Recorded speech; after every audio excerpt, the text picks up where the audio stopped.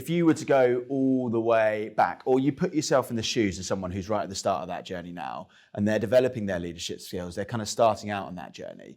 What advice would you give them? What are the core things that you'd explain to them that you'd want them to know right at the start? First of all, thank you for having me here. I love what you guys are doing, and I appreciate being given the opportunity to spend some time with you. If I was starting my career again, to your point, and I think culture, conduct, how organisations are operating have vastly moved on from when I first started my career. Right. So that's a positive, not a negative, right? I think exploring what's important to you. I came through corporate culture and I came through the corporate ranks. That doesn't necessarily mean that's for everyone. So I wouldn't be sitting here saying go and finish your degree and join a blue chip firm, because I think the more I spend time with the younger generation, the more I appreciate work-life balance is really important. Yeah. So I think there's an element of be clear on the type of environment you want to work in. Right. Before you even think about the purpose and values of the organization, right? Be clear on the type of environment. Be clear on the purpose and values of the organization. Right. And you can do a lot of research these days to do that. You've got alumni, you've got portals, there's a ton of stuff out there. You can even access AI now that will give you some summaries on firms, right? So there's a lot out there. So do your personal research before you get into that. And then once you've decided all that criteria and the sort of environment you want to work in, I would say be very clear on the development. Are you building are you taking the job or are you taking a career? Yeah. And how long are you going to be there and what you're going to get out of it, right? Because what most firms will have as a challenge is retention, right? How do you retain? If you're getting someone at the beginning of their career, you'll probably get 5 years out of them in terms of being in the job. If you're getting someone in middle management, it'll be longer. Because they're probably going to be on a REM, which makes more sense, et cetera, and they're going to have tie-ins, right? And if you're getting someone who's very senior, well, they're going to be there for a hell of a long time. So I think it's those early years where you have to be really clear as a new employee what you're looking for, work-life balance, purpose-driven values of the organisation, do your research, and then you go into it. Now, in terms of what does that mean, I think you then have to, if I had my time back, you then have to take a step back, and as I said, the skills you're looking for as you're plotting out your career journey, and you can only do it to a certain point because you're young. Yeah. You don't really know what you want to do at that age. I started at 18. I didn't really know what I wanted to do, right? So I think you're really thinking through what are the skills I need today and what interests me. Right. So, and I would always say to everyone, take a job that's interesting, curious, going to keep you motivated.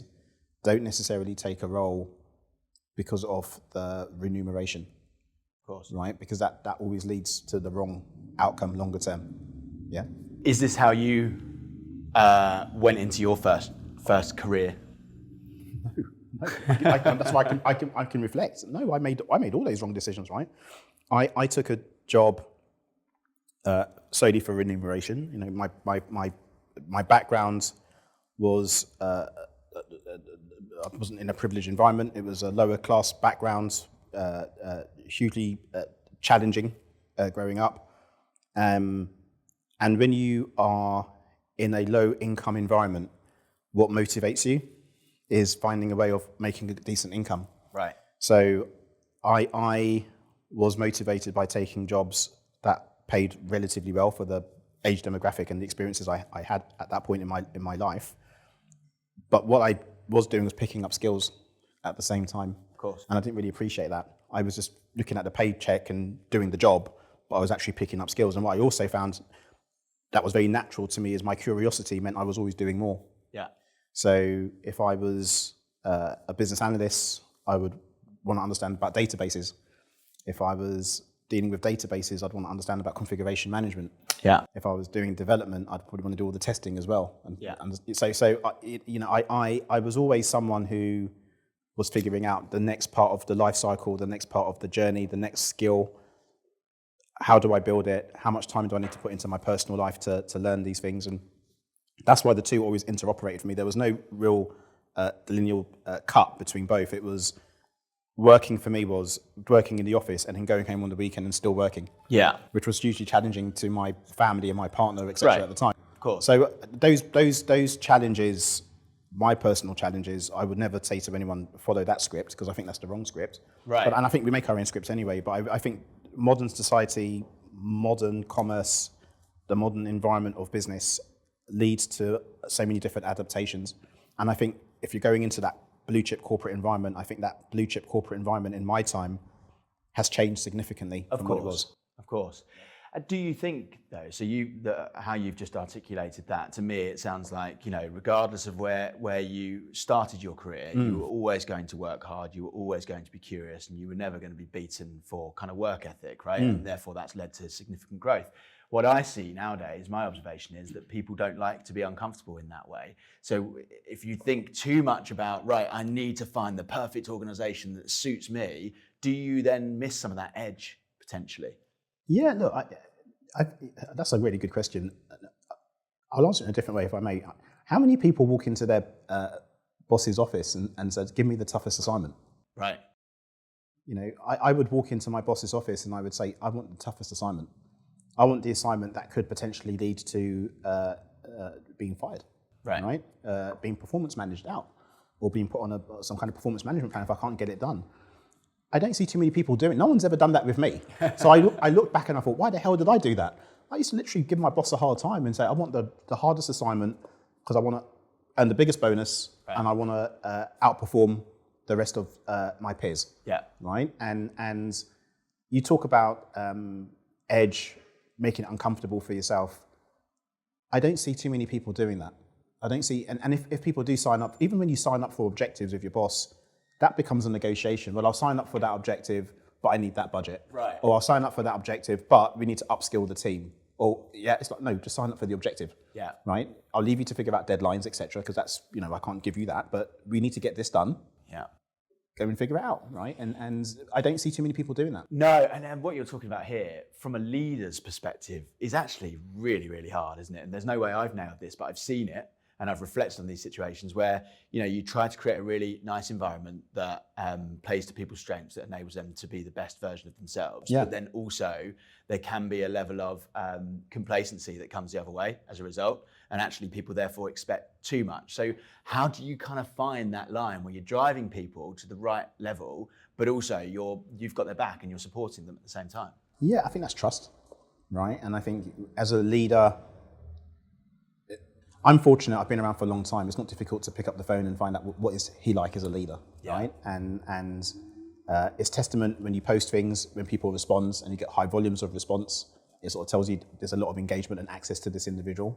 And it's always great when you join a firm, build a leadership team, leave a firm, and the team are interacting with you a lot through your exit because they just had a great experience of working with you. Of course. There's not too many teams I've built that have been significantly changed after I've left.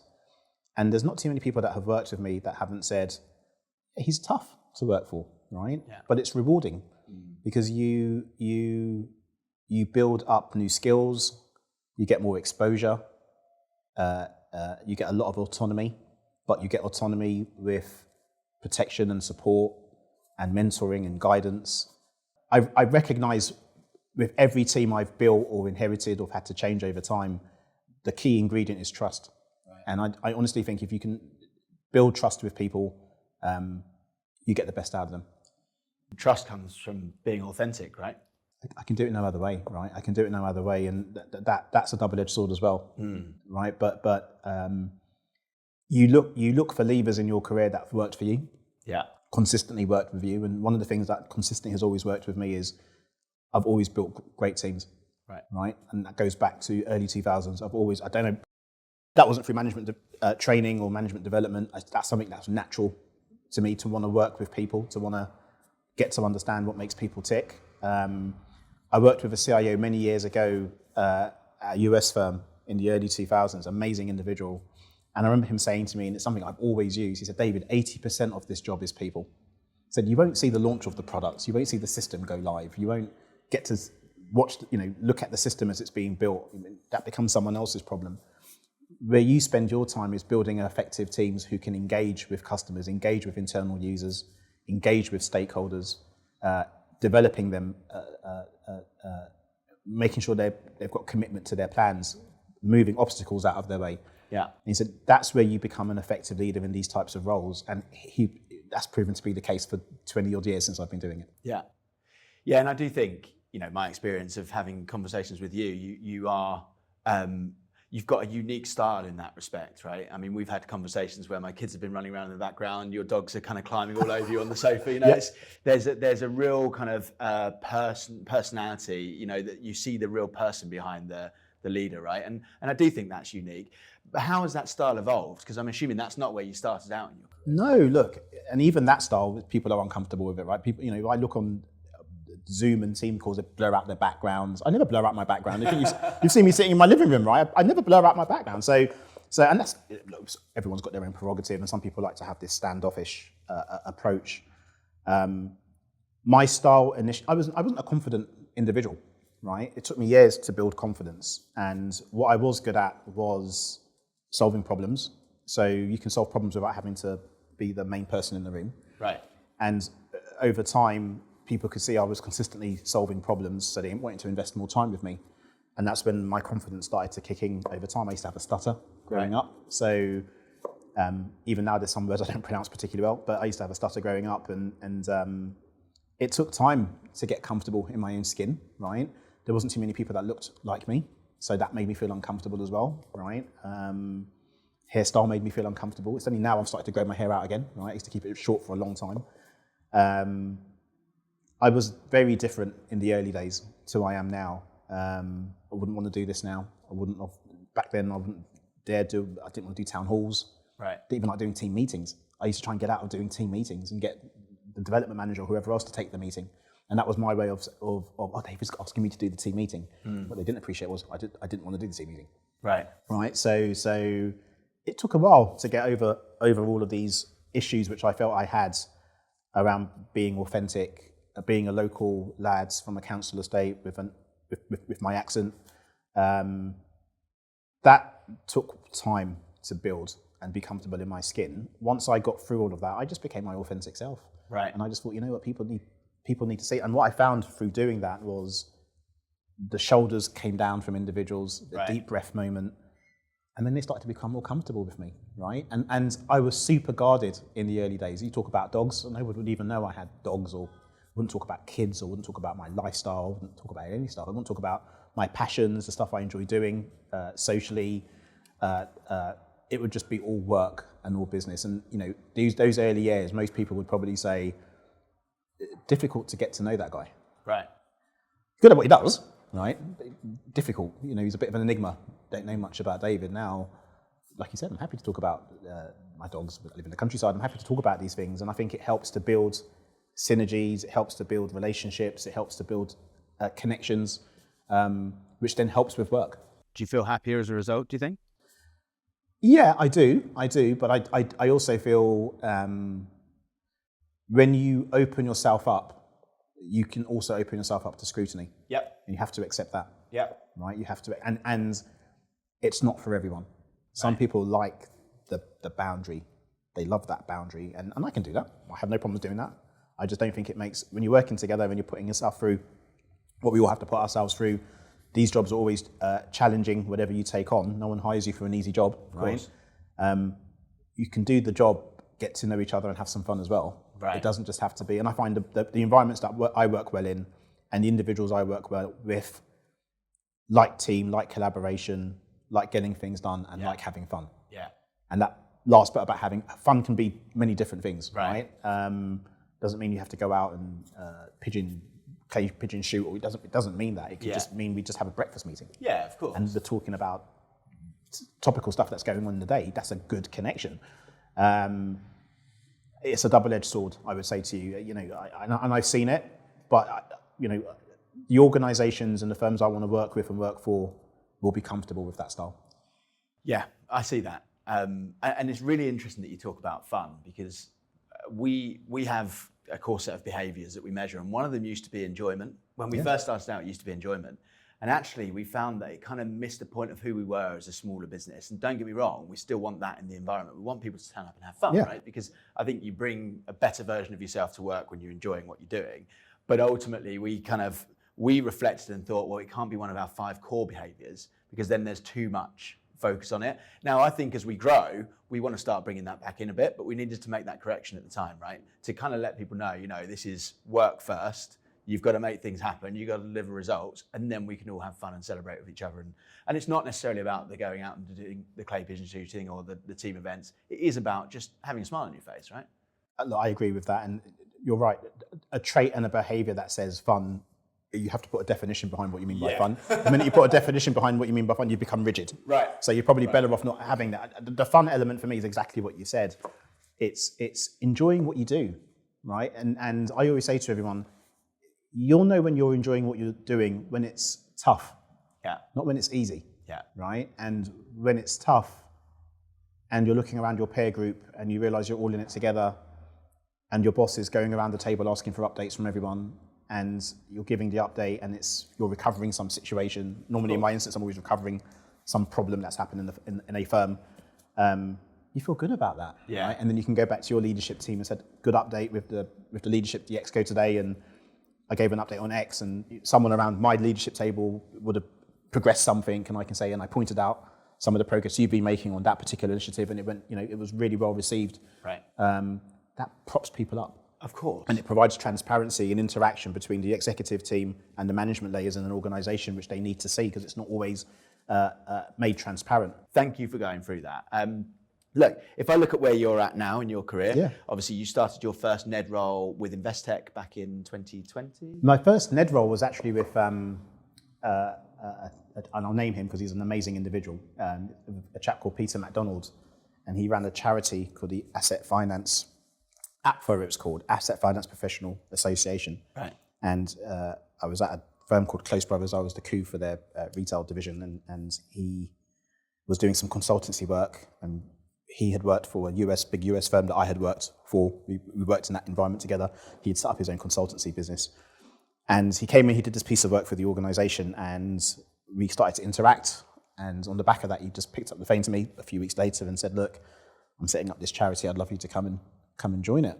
Right. So that was my first interaction into advisory, and then into sort of non-executive director type roles. And then the second one I took was actually, before I took Investec, was actually with the Welsh Rugby Players Association.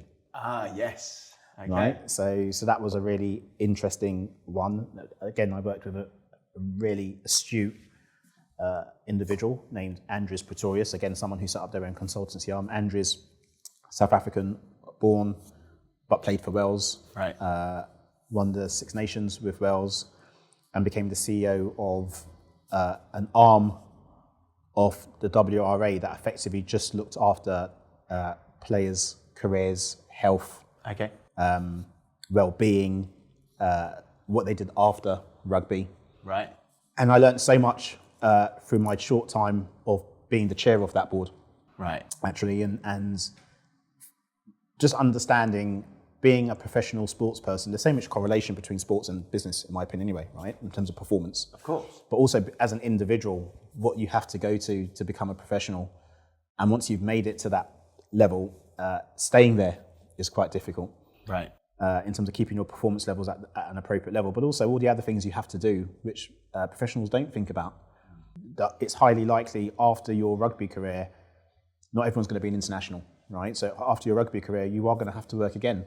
So it's getting people to understand at 23, you're better off starting to take your time to have an alternative profession, whatever that means to you. So I really enjoyed my tenure. That was really enjoyed that. And I think those two roles then set me up for some of the other roles I've been doing since. Oh, cool. And how did you get into that in the first instance then? So obviously there was a relationship. That happens first. But so Peter obviously observed you in your role and thought, wow, this guy's pretty effective, right? I can leverage this elsewhere. Yeah, look, Peter and I knew each other from my time working for another US firm, and he worked for that firm. He was a commercial director, so we knew of each other. Right. You're absolutely right. I think he came in, did this piece of consultancy work, and I was just a bit different to the other executive members in my style and my approach to these things, and he liked that. So that was warming, right? And I think we just had a bit of a connection as well. I think these things always help to have a bit of a connection. And then I'm someone that always got ideas, right? So when you're building boards, one of the things, if you're building boards, above the domain expertise you need to demonstrate that the board's rounded with the right skills, having people that are curious, that are a bit chatty in a positive way, and are generating ideas is never unhelpful. No, of course. It's never unhelpful. And when you're building charities, especially small income charities that are looking to raise funds, having people that can help build partnerships, build networks, do introductions, help you to get things set up for free because you're using your network, that's a great place to be. Yeah, of course. But you know what? I would say that 80%, off the top of my head, 80% of the executives that we talk to are probably either actively looking for or very open to exploring NED roles. But most find it very difficult to find a path into those roles, right? So you've got to be, and I guess when you first started your advisory and NED work, you were relatively early in your career still, right? I was young, and again, I'm curious. So what's the market looking for? What do they want? Right. And the field I was in, there was huge gaps. It's getting better, right? So it's getting more competitive to get these roles, which is good. But the field I was in, there was not a lot of senior people on boards who could talk about technology and operations and transformation and innovation. So all of a sudden, if you've got a skill set and a career where you've done technology operations, you've done some innovation, etc., chairs are going to be looking for you because you're going to see the signs of the performance of the business and what you can do better. Cool. You've also got someone who, from a chair's perspective, who's working with the executive, especially some of the specialists in those areas, who he can look to the left, look to the right and say, David, what do you think? Yeah. And put a bit of positive challenge around the table. And I always say to the executives I work with, I'm not here to cause you any problems, right? I've been an executive and had challenging board members who think it's okay to do that. I want to work, we're bouncing ideas off each other. Of course. Are there other ways we could get to the same outcome? Have you explored different perspectives, right? And you just want to make sure you're having the right gritty conversation around the table. Yeah. But you're absolutely right. I think individuals that are looking for that, there's plenty of roles out there. There's plenty of networks, communities, forums. Yeah. You can access.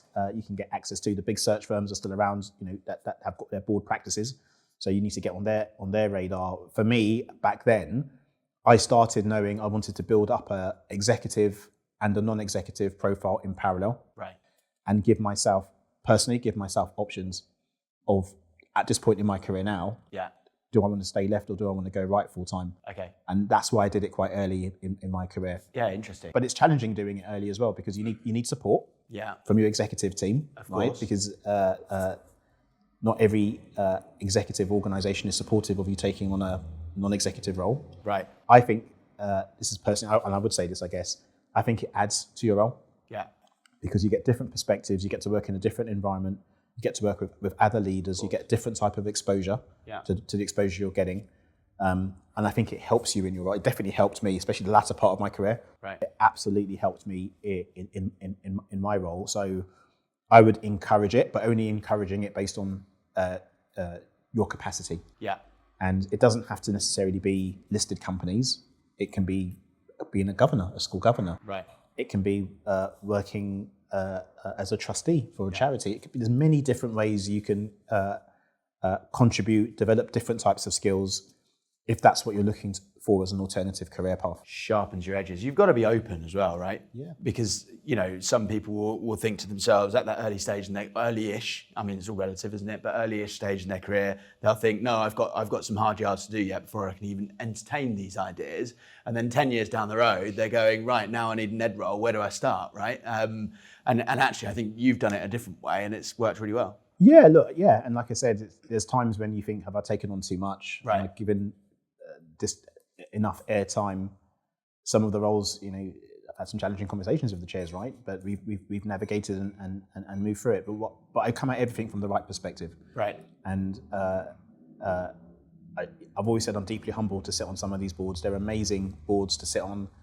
I get to work with some absolutely amazing leaders. And the great thing, it depends on the board how it's set up. The great thing I find with working with the boards I sit on is you've got individuals who are no longer executives. Right. So their perspective and how they reflect on life and their careers and talking to individuals is just amazing. Yeah. And I'm probably learning more now than I was when I was in full-time employment, if I'm being honest with you, because the people I get to spend more time with now, I'm learning from. Right. I'm learning, and not learning skills, I'm just learning about life and how they see life. Right. And how they're reflecting on life and how they reflect on their careers and their journeys. And it's just very uplifting, right? Yeah. It's very uplifting. And I'm always, the minute I get to tap into that, I always say the same thing. We've got to do lunch, right? And I take them out for lunch and I get an hour access of their time. And through that hour's access or longer, I get to learn, ask questions and hopefully evolve again as an individual. Right, amazing. Yeah, it sounds like you're kind of refreshed and full of energy around it, which is great. Actually, somebody said to me on a podcast last week, in fact, they had this concept given to them early in their career. Everyone always talks about things that stick with them from their early stages of their career, right? And he had this concept of, someone said to him, you either waste time, spend time, or invest time. And at the time, I didn't realize the weight of what he was saying, but I've reflected on it since, and it's really stuck with me, right? Because I kind of imagine that, when you talk about spending time, is that a good thing? Surely everyone wants to be investing time. But actually, the spending time with people that you are enjoying their company, whether it's family, friends, mentors, people that you can learn from, and just being present with them is as important as going and reading a book or investing in personal development, right? Look, I think whoever said that to you is absolutely right. And one of the things we're not very good at as human beings is living in the present, in the moment. Yeah. Right. And I get asked that question a lot around, if I could change things, what would I change? And it's got nothing to do with a failing job or fixing a problem, or I wish I'd tackled it from that perspective. It's got everything to do with the personal environment. Yeah. And I would probably say I would have, with my elder son now going to university next year, if I could have those moments back to spend more time with him and be present in the room, they're the moments that I would think I would have cherished more. Right? Because you can't get those moments back, right? So I think that presence, and so what I try to do now is, whatever I'm doing, I try to just be very focused. Like I said to you, I'm someone naturally that wants to spin 101 plates. That's just me, right? I just want to take on as much as possible and tackle as much and feel fulfilled by doing as much as possible. Now I value doing less. Right. I value doing less. I value breathing better. I value doing less and whatever I am doing a better job of it. Yeah, nice. Right? And that's not always easy, because most of the leaders over the years I've worked for, I think they've utilized what they've seen as my passion, and they've used that, they've weaponized that, to be perfectly frank, in a way of, well, we can get David to do more. Right. Because he's very goals orientated, and we can keep on pushing him and keep on pushing him. And I guess now I'm probably more in the space of, we'll do less. Yeah. We'll do a better job of what we're going to take on. Let's have a good conversation around it. But yeah, you're right. I think that investment in time. Yeah. I would say to anyone, try and get to that as early as you can. Of course. It will hold dividends longer term for you. And when you are spinning all of those plates, Yeah. how do you prioritize? Like, what practical things do you do to prioritize and make sure you're investing time in the right things? Yeah, look, I think there's two sides to that. And I think the first side to that is I didn't prioritize. I was all job. I think I said that at the beginning of this podcast. Everything to me was focused on work. There was an unhealthy balance of lifestyle,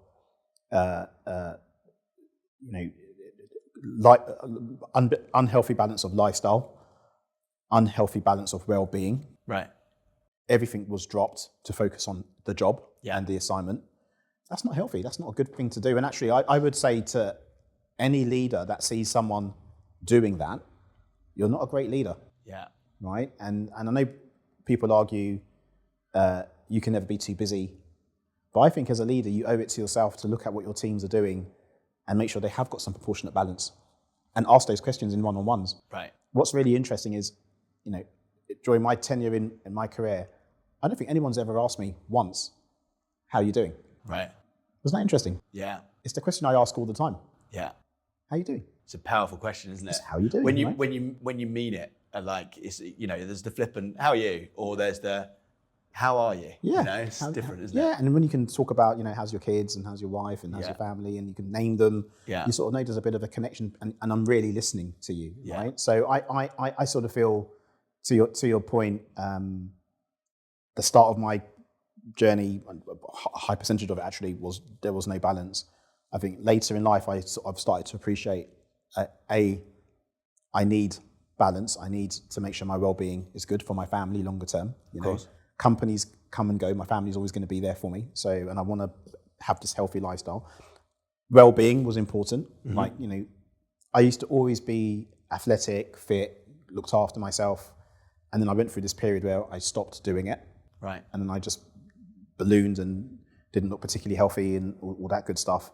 So I got myself back to that. Okay. And then I felt great. I think I lost something like 45 kilos. Right? Wow. So I felt great doing that. And that then became something I built into my routine every day. So there's not one day, I don't even have a rest day. That tells you something a bit about me, right? But there's not one day when I'm not in the gym doing something. Wow. And I really enjoy it. I don't just go because it's a gym day today. I actually thoroughly enjoy going to the gym, and I have a PT instructor on a Friday who puts me through hell. We're very fortunate where we live. We've got at home. We've got a ton of utilities which we can draw on, depending on what you want to do. So I really have built a good balance around health and nutrition in my life, and I think that can help you with energy levels, Of course. focus, cognitive focus as well at work. Great.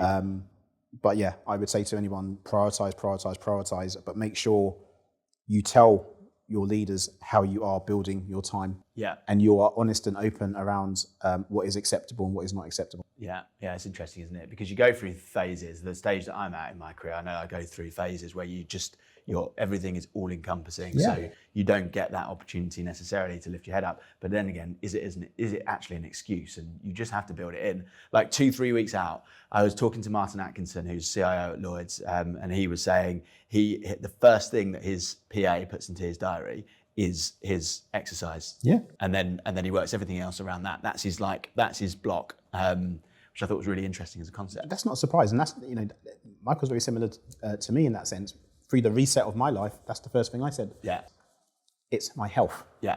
So why am I working around not managing my health? Of course. Yeah. That's the way you should articulate it to whoever is trying to push you into whatever the deadline is, right? So it's an hour a day.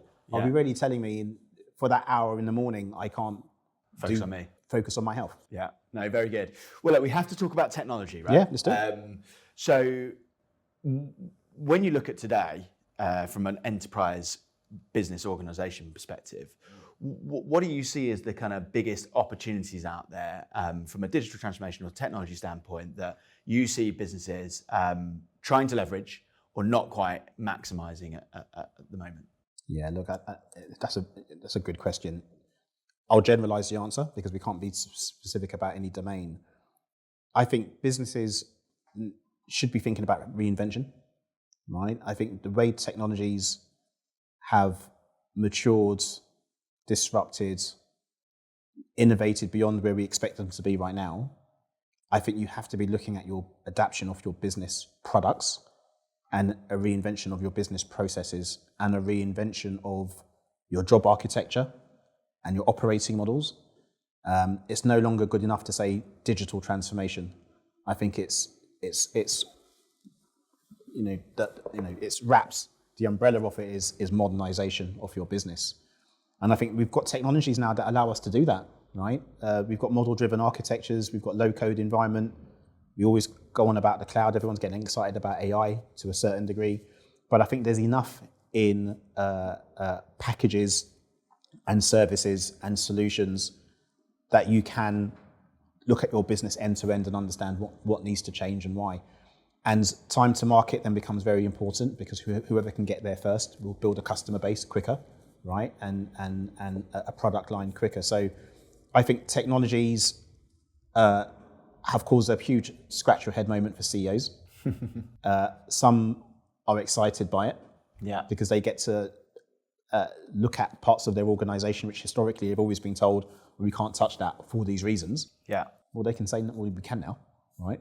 Others actually are scared by it because they don't know enough about it. Right. And it feels foreign to the individual that they're going to have to make huge investments in tech when they don't really understand it themselves. Right. So there's almost an element here of technology acumen for business specialists. Yes. We're going to have to figure out how we tap them into that because more and more businesses are technology enabled. I don't know too many businesses that aren't technology enabled these days, right?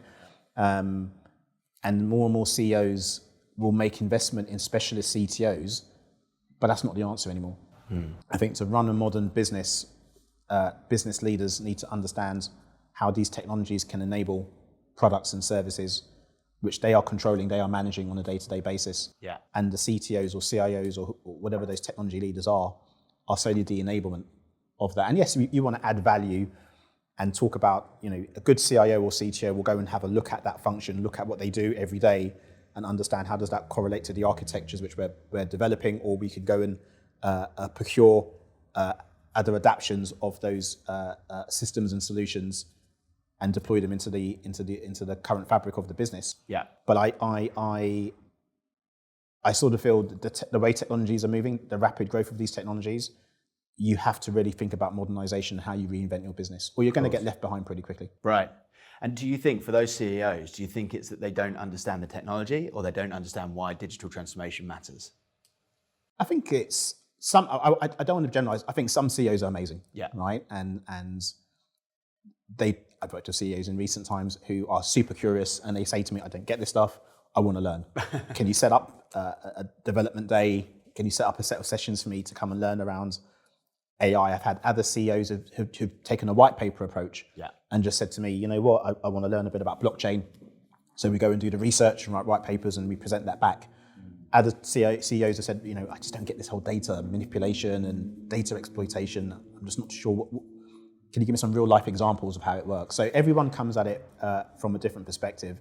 But I do think it's for the CEO, we have to encourage the CEOs to want to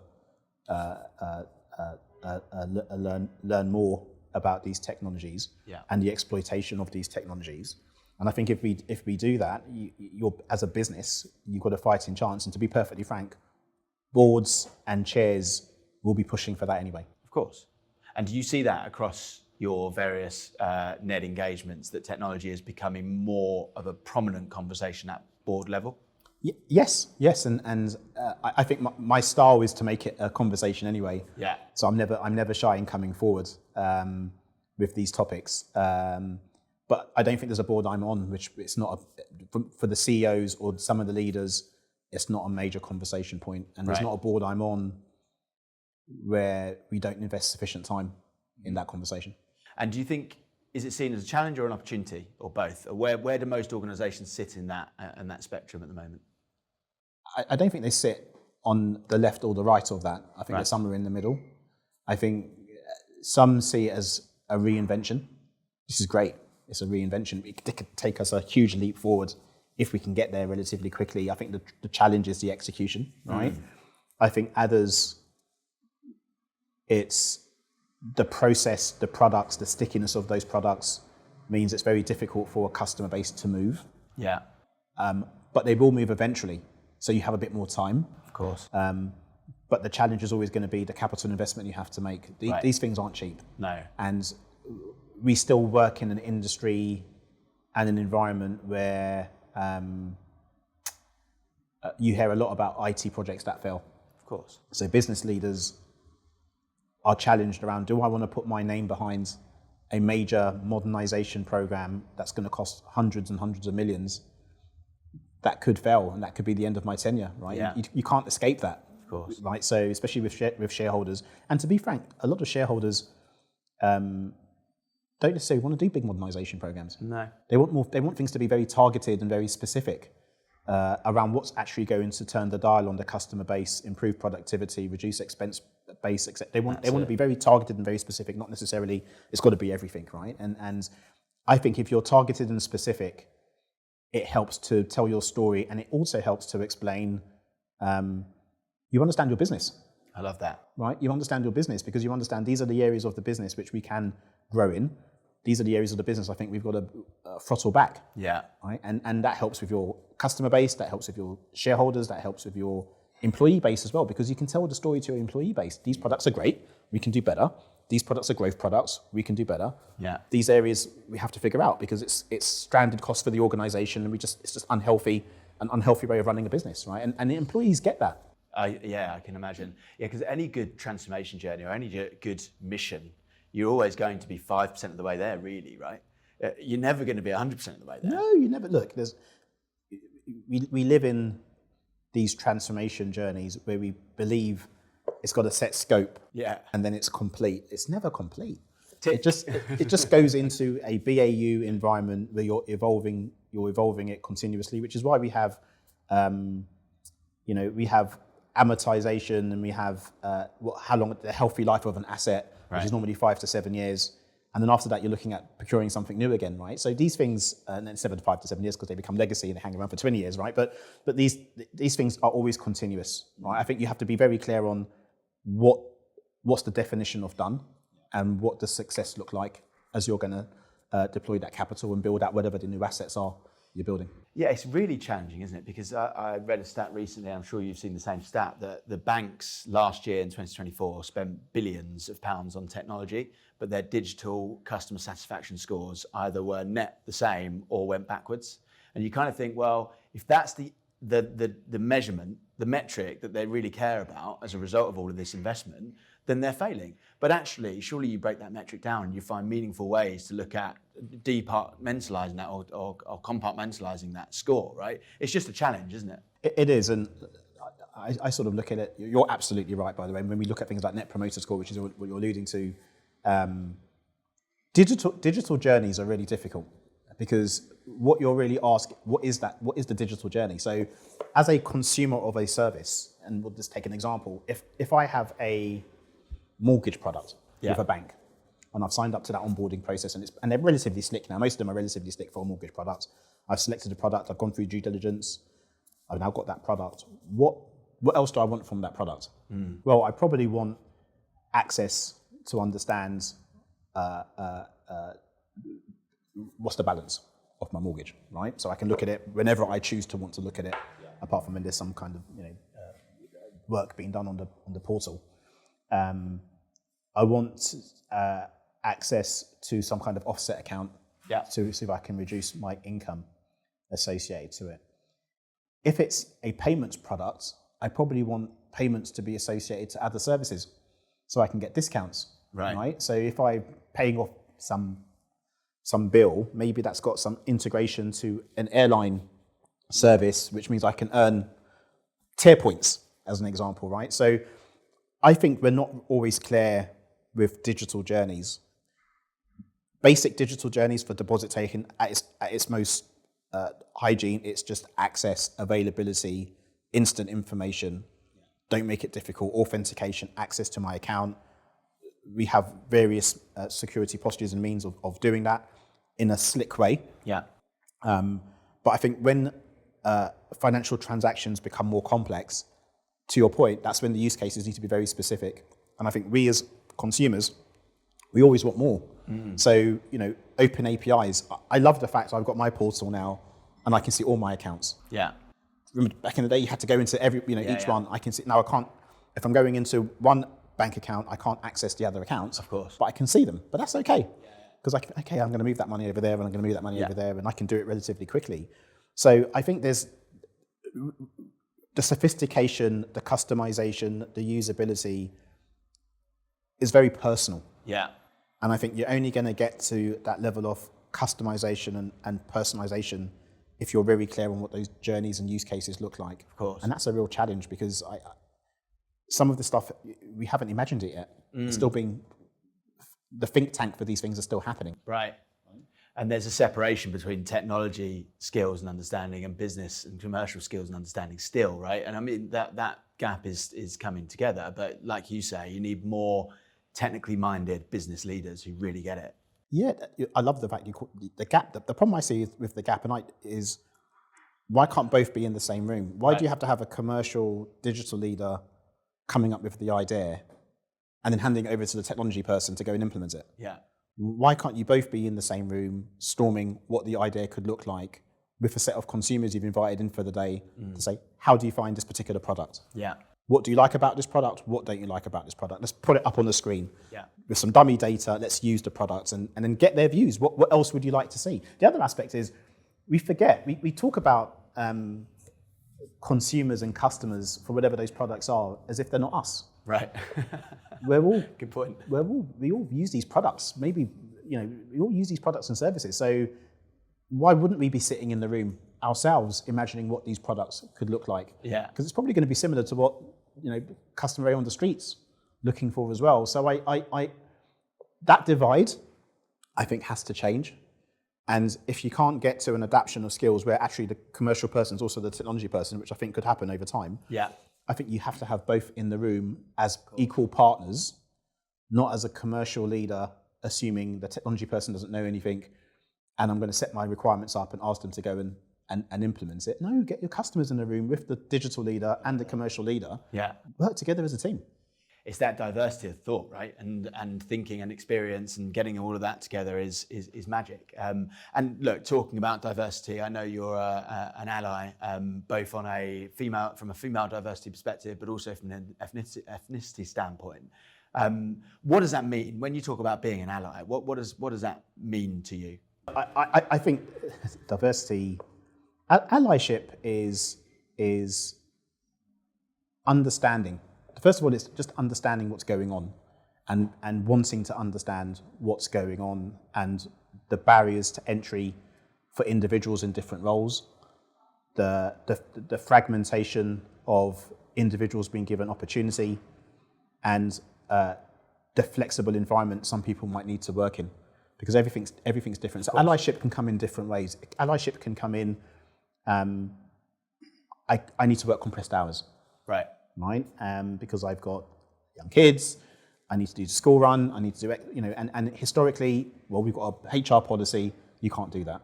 Well, as a leader, if that gets the best out of you, I'm comfortable with you working compressed hours. What do you need to do your job?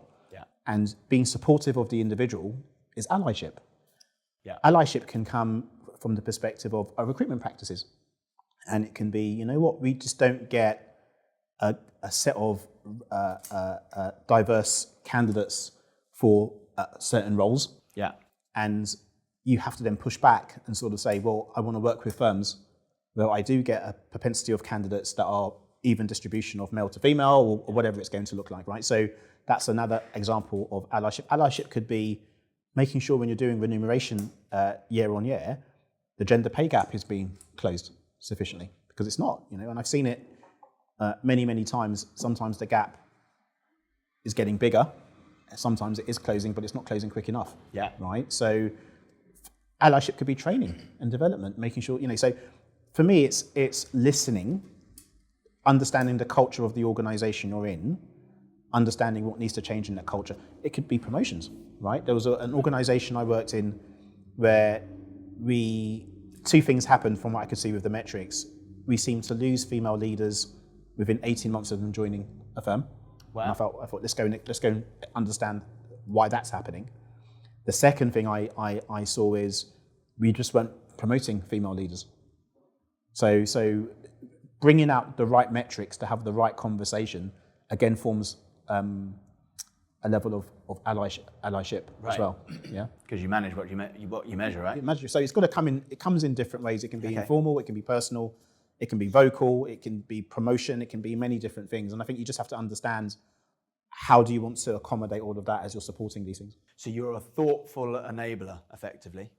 I hope so. I hope.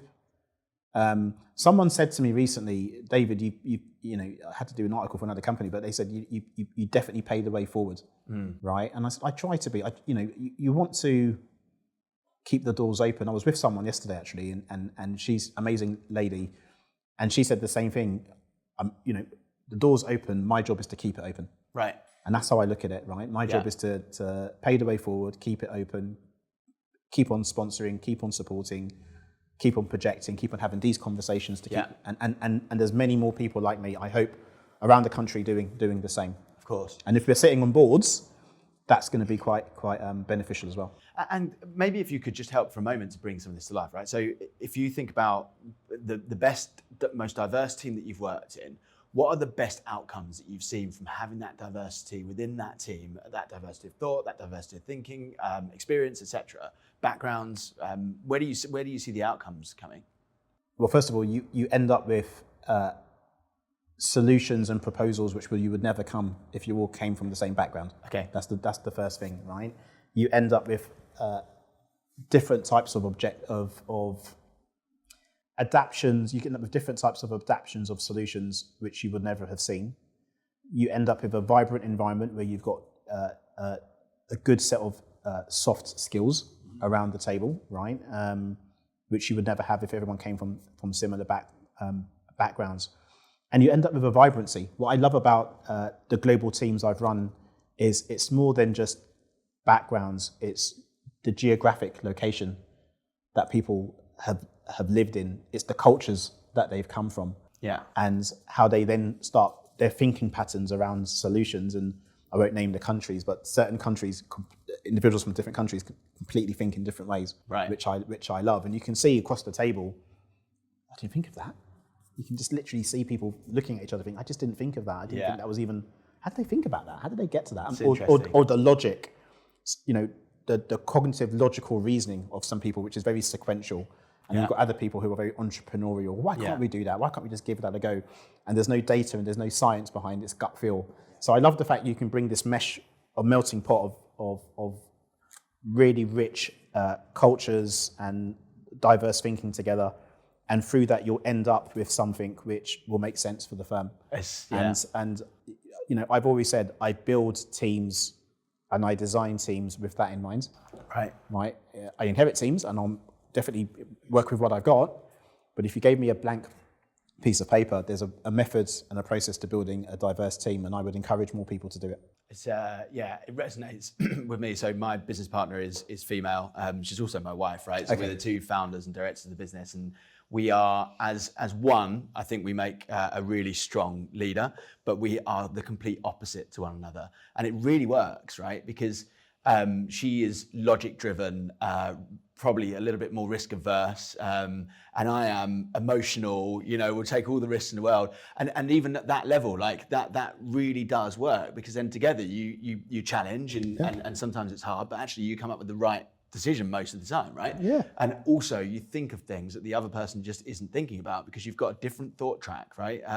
So it does work. I can see it myself. It really works. I think if you had everyone that was just processing and logical reasoning and very cognitive, it makes for a very sterile environment. Right. You need individuals like yourself who are highly creative and entrepreneurial and will take risks with a degree of someone who can balance that risk. Right. Yeah. And I think when you build teams stylistically with that sort of pendulum in mind, getting to harmony, you can get there pretty. Now, what you do need to do is be a good leader, because you're going to have quite a disruptive room. Yeah. But I think that's leadership. Isn't that funny though? Because actually, if you look at it, like we're doing a big succession management exercise for a firm at the moment, looking across their whole leadership team, and they're all measured against the same 5 competencies, right? So how do you build balance when everybody's getting the same measurement against the same 5 competencies, which is standard practice? Yeah, look, I don't know. I don't know how you do. I try to stay away from all that sort of stuff, if I'm being honest with you, right? And I try to. I've said it at the beginning of this podcast. I'd like spending time with people. Yeah. I think you need to get to know people. Right. I was at lunch with a CEO yesterday for a big consultancy, and he's looking at stepping back. And we had lunch together, and he said to me, "I'm thinking about rebuilding my leadership team." And I could see he was trying to sort of tap me up for some kind of role. And he said, "I'm spending time with everyone, David. I'm having lunches. I'm spending time with everyone, because I just want to see I want to get to make sure I know what people are looking for." As I'm rebuilding the composition of the team for later this year, there might be some natural roles for different people. And I thought, good for you for doing that, right? I was more there for the lovely lunch, but I said, good for you for doing that, because I sort of feel if you don't do that, you don't know what you're going to bring compared to the other individual. Of course. And you can very quickly counter those clashes by understanding the personal styles of people. Right. And yes, you can bring in coaching, and I've had tons of coaches come in and do a ton of work with different teams. But I would also argue, but I recruited this team. Yeah. So if I've recruited a team and I've now got to bring in a coach, I sort of feel like, well, you should know them best. I should know them best, right? Yeah. And if it's an inheritance of a team, That's different because you've normally been brought in these roles, you've inherited a team that's not working and you want to sort of get it to tick. Yeah. Coaching can help you to get to the team to higher levels of performance and build more structure into it, which is, I'm very keen on that. I'm not very keen on bringing coaching in to try and get relationships to work around the table. Right. Because I sort of feel as a leader, if I'm recruiting these folks, I should know that in advance. That's interesting. It's that self-accountability as well. I think so. As the leader, right? It's very cool. Okay, cool. So look, you are where you are in your career now. Yeah. What do you really, really care about now? What matters to you? Family. My eldest is off to university next year. That's going to be a tough moment for me and my wife. I was with him a few days ago, and I said, right, before you leave, I need to know that you can iron your clothes, you can cook a meal, you can do your washing. So we're going to do some kind of simulation at home where I can see you cook a meal, iron your clothes, right? And he laughed at me and he went, but I've seen you do it, Dad, and I've seen Mum do it. And I went, yeah, but I need to know you can do it. Yeah. Right. So being a dad and being a family person is that should be important to all of us. If we are fortunate enough to have these things, that should be what anchors you. In my that's my personal opinion. Hopefully, that anchors most people. I think, in terms of professionalism, it's contribution now. I'm really fortunate. I can take some time out. I can start thinking through what I want to do next, and I've had some really good conversations with many different firms. I'm looking for something where it's got a good impact. I don't just want to keep on doing the same sort of stuff. So, what can I do that's going to have a really good contribution and impact? I think that will excite me and motivate me. And with getting that impact, can I bring some of these agendas we've discussed today? Can I bring that forward and keep on projecting that as well in a very positive way? Yeah. And continue to be a good role model, I like to think, for people. So if I can do that and use this skill set I've got to help organizations or an organization, then I'll be pursuing that. But at the same time, I want to make sure all these other things which I've been doing over the past 15 odd years and really animating it and propelling it, I want to make sure I keep on doing that as well. Yeah.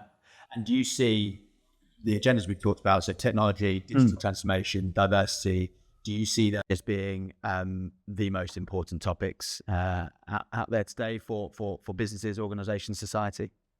I think they form part of it. I think we've got bigger issues with the economy and the geopolitical environment and what's going on in the US. There's a lot of factors that are impacting this country. Mm-hmm. I think businesses have become quite conservative at the moment around spending and funding. They're waiting to see what's going to happen with the economy, which then leads to how much digital disruption, etc., can you do if people don't want to finance it, right? So we have to be cognizant of that. I think we all have to be, right now, economists and really understand what's going on with the global economy, because that's going to have a huge impact on spending habits.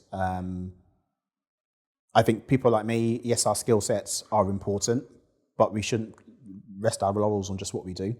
I think we need to keep on learning and keep on being curious around what's coming around the corner that we can leverage, or how do we continuously exploit the existing environment which we're working with, the systems and architectures and technologies we currently have. Are we getting the most out of it? So I would always challenge everyone to say, before you go and ask for that new shiny toy, can you just make sure you're getting the most out of the environment you've currently got? And are you getting the most out of the in-house organization you've developed, or the partnerships which you've leveraged over the many years you've been working with the myriad of partners that support your technologies and services for your customers? So I think all of these things together are what we all need to focus on. Yeah. The agenda's still important. We could talk about cyber in there as well. We could talk about data in there as well. It's all the same stuff. I think it's how you sequence it, and then how do you focus on the right things and what matters for the firms you're currently working at. Love it. Absolutely love it. So last question, and we always finish on this one. So look, you've developed a fantastic career, great track record, amazing network. You're a powerhouse in the digital transformation world. You're a powerhouse in the financial services world, right? So lots and lots of stuff to be really proud of there. But if you went all the way back to the beginning, what do you wish you knew then that you know now? The journey's not going to be easy. The journey's not going to be easy. You'll fall many times Personal resilience is really important. So expect to have broad shoulders, puff out your chest, be strong, and keep on looking for people who are like-minded, who can be good role models for you and help you and guide you in your career. You don't need to do everything on your own, right? And it's okay to make mistakes. It's okay to make mistakes. And then the final one is be authentic, be yourself, right? People will respect you for that in time. You might not always seem that like that at the beginning, but people will respect you for that in time.